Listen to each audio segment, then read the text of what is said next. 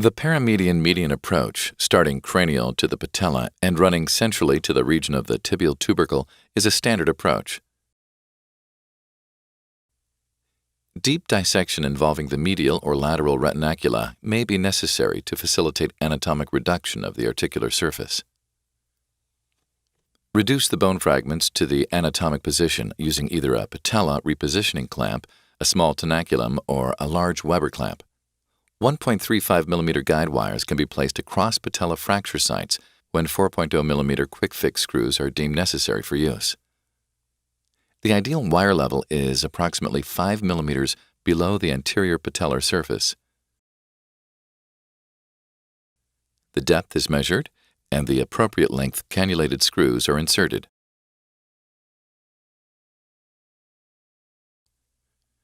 Using a positioning handle, the trial of the patella suture plate 2 is positioned onto the anterior patella surface according to the fracture lines.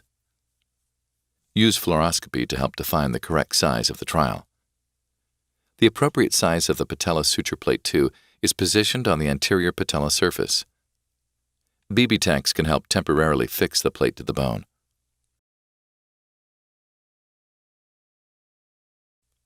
For correct positioning of the plate on the patella surface, the locking bending guide can be used.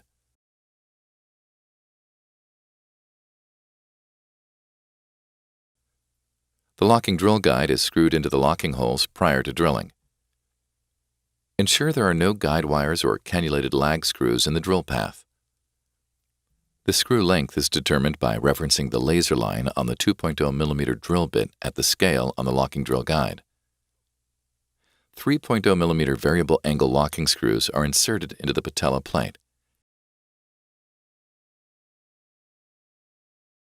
BB tacks are removed once appropriate fixation of each fragment has been achieved.